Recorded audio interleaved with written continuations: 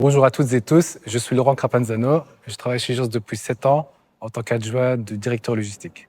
Aujourd'hui, je vais vous parler des différentes méthodes de stockage que Jost utilise.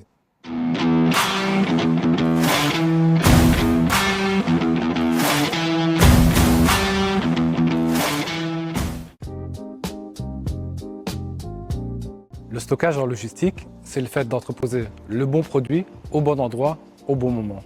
En tant que prestataire logistique, on prend soin de la marchandise du client depuis sa réception jusqu'à l'expédition vers le client final.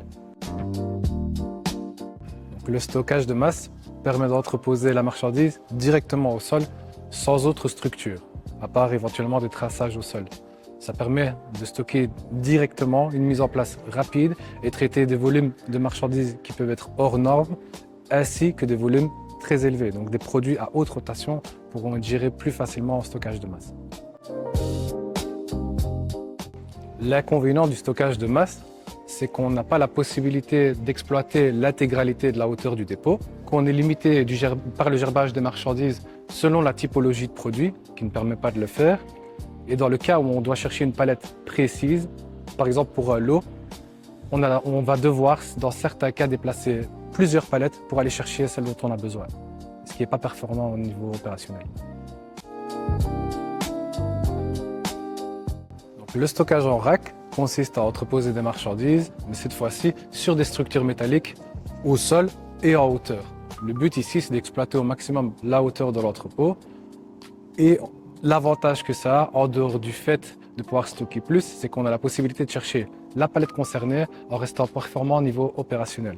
Et c'est un peu plus approprié pour des produits à moyen ou faible taux de rotation.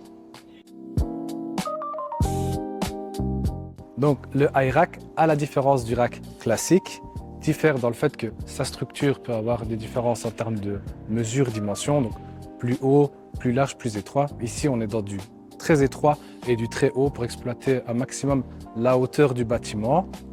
Et la particularité, c'est le fait que ce soit semi ou complètement automatisé.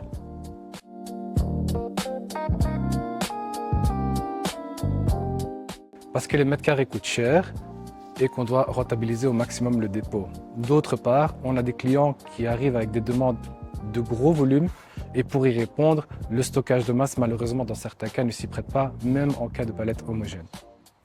Il faut savoir qu'on a la chance d'avoir une installation de ce type sur un de nos sites où on stocke des palettes parfois à plus de 30 mètres de hauteur.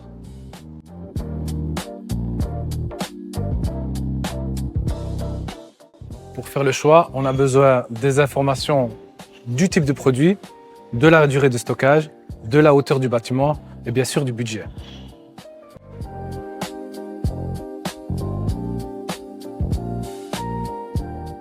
J'inviterai les sociétés à faire ce qu'elles savent faire et nous laisser gérer le reste. En tant que prestataire logistique, il faut savoir qu'on a des entrepôts partout en Belgique, mais pas seulement. Nous en avons également aux Pays-Bas et en Allemagne. Des entrepôts qui sont taillés pour la logistique et qui se prêtent à tout type de projet. On a également les ressources qui sont à même de gérer ces mêmes projets, tant au niveau manutention que back-office.